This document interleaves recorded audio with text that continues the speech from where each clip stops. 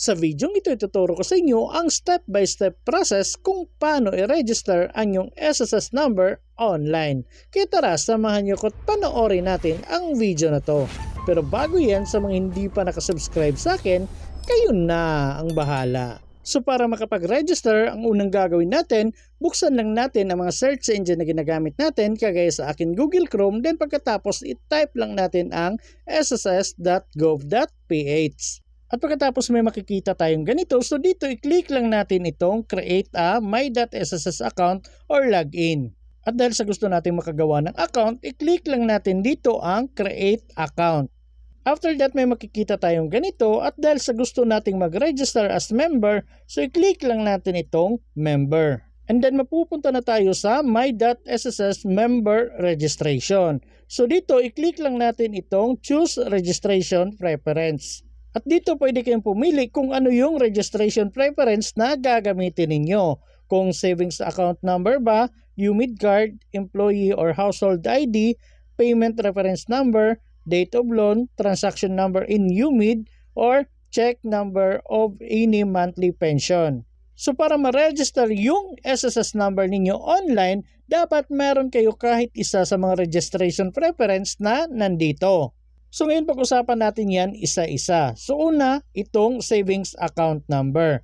So kung meron kayong savings account number na nakalink sa inyong SSS account, pwede nyo pong gamitin yan as registration preference. So for example, nakakuha na kayo ng pera dati sa SSS tapos doon hinulog sa savings account number ninyo. So yung savings account number na ginamit niyo, pwede niyo pong gamitin dito as registration preference. Pero kung meron kayong bank account number pero hindi pa naka-register or naka-link sa SSS account niyo, hindi po pwedeng gamitin yan as registration preference. Sunod ay yung UMID card. So kung meron na kayong UMID card na nakuha sa SSS, pwede niyo pong gamitin ang dalawang bagay dyan. Pwede yung mother's maiden name na nilagay ninyo nung kumuha kayo ng UMID at pangalawa yung PIN code na nasa likod ng inyong UMID card. So i-check nyo po sa likod ng inyong UMID card, may PIN code po na nakalagay dyan, maliit lang yan. So pwede nyo pong ilagay as registration preference yan. At sunod ay yung employer or household ID. So for example, employed kayo ngayon. So pwede nyo pong itanong sa employer ninyo kung ano yung employer ID nila sa SSS para ito po yung gagamitin ninyo as registration preference. At sunod ay yung payment reference number. So for example, nakapagbayad kayo sa SSS dati tapos meron kayong resibo, makikita nyo po dyan yung payment reference number. So pwede nyo pong gamitin yan as registration preference. At sunod ay yung date of loan. So for example, nakapag-loan kayo dati pero hindi pa online, tapos natatandaan ninyo yung date kung kailan kayo nakapag-loan, pwede nyo pong ilagay dito as registration preference yan. At sunod ay ang transaction number in UMID or yung personal record niyo nung kumuha kayo ng UMID. So pwede nyo pong ilagay yung transaction number dito. At ang panghuli ay check number of any monthly pension. So for example, tumatanggap kayo ng pension tapos cheque yung binibigay sa inyo, pwede nyo pong ilagay yung check number dito as registration preference. So para sa mga nagtatanong paano daw kung wala sila kahit isa sa mga nabanggit ko, so ang sagot dyan, ang pinakamadaling kunin dito ay ang payment reference number. So punta lang kayo sa pinakamalapit na SSS branch tapos magbayad kayo kahit isang buwan lang na contribution ay makakakuha na kayo ng payment reference number. At pwede nyo na pong gamitin yun as registration preference dito para ma-register yung SSS number ninyo. So kagaya sa akin, ito yung gagamitin ko ngayon. So i-click lang natin itong payment reference number. And then may makikita kayong ganito at dahil sa payment reference number yung pinili ko, so dito ilalagay ko yung registration preference ng payment reference number. So ito na po yung payment reference number pero tinakpan ko na lang po. So i-double check nyo po yung registration preference na nilagay ninyo, baka may mali po dyan. Pero kung okay na, proceed na tayo dito sa baba sa paglalagay ng account information. So dito ang unang ilagay ninyo ay CRN or SSS number. So kung wala kayong CRN, pwedeng SSS number lang. Tapos dito, ilagay nyo po yung mobile number ninyo. So make sure active at nakaka-receive ng text yung mobile number na ilalagay ninyo kasi magsasend po sila ng OTP doon. Tapos dito naman sa baba, ilagay nyo po yung email address at confirm email address. So make sure magkatulad yung email address at confirm email address na ilalagay ninyo. And make sure guys, active at nabubuksan pa ninyo yung email address na ilalagay ninyo kasi magsasend po sila ng email doon. And next dito naman tayo sa baba sa paglalagay ng prepared user ID at confirmed prepared user ID. So ito po yung ilalagay ninyo once mag-login kayo. So kailangan yung gumawa ng user ID na unique at kayo lang dapat yung meron na user ID na yan. At dapat natatandaan ninyo kasi gagamitin nyo pa yan sa pag-login ninyo. Pwedeng pangalan at apelyido ninyo at may number. Pwede na po yan. And next dito naman tayo sa baba sa paglalagay ng prepared password at confirmed password. So make sure yung password na ilalagay ninyo ay madali nyo pong matatandaan para hindi po kayo magkakaproblema sa pag-login.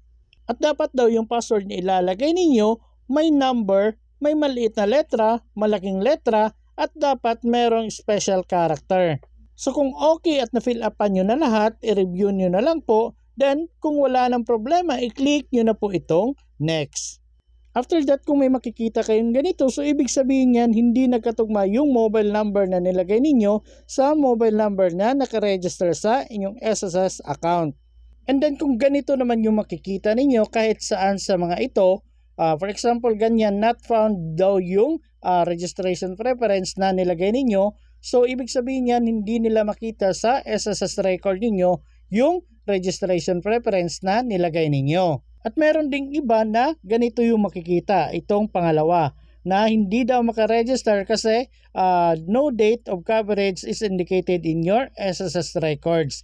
So, ibig sabihin yan, wala pa kayong hulog kay SSS. So para makapag-register dapat maghulog muna kayo. Pero kung pagka-click nyo naman ng next at ganito yung makikita ninyo, nakaproceed kayo at kailangan yung fill upan yung personal information kagaya ng last name, given name at middle name ninyo. So fill upan nyo na lang po lahat yan. Tapos dito ilagay nyo po yung name extension ninyo kung meron, pero kung wala, wag nyo na pong lagyan.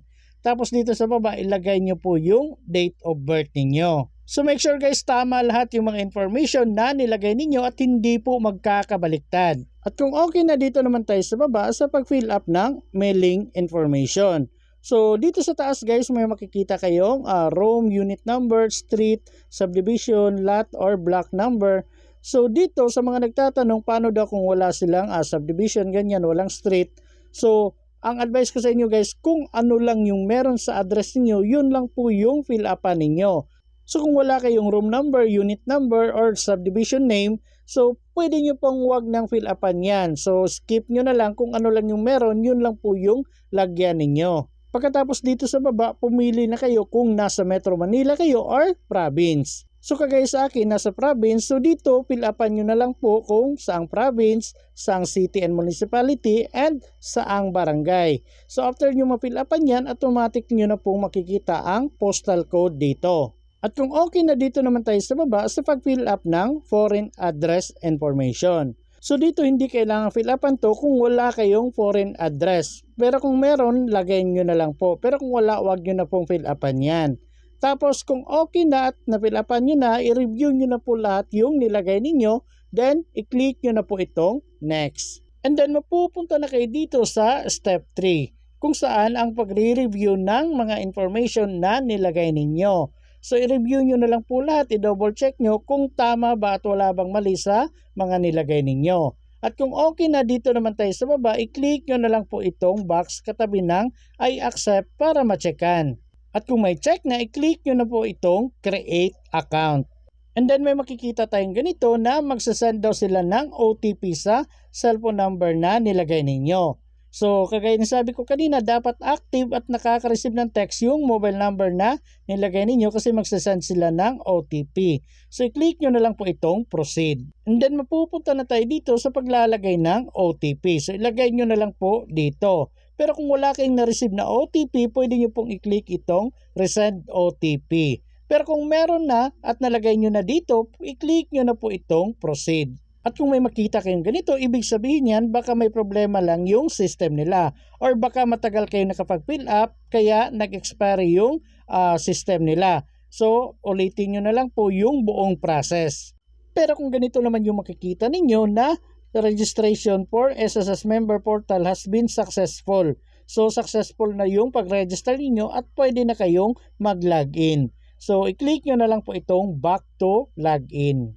And then mapupunta na kayo sa paglalagay ng user ID at password ninyo. So kung ano yung user ID at password na ginawa ninyo, yun po yung ilalagay ninyo dito. At kung okay na at nalagay nyo na, i-click nyo na po itong sign in.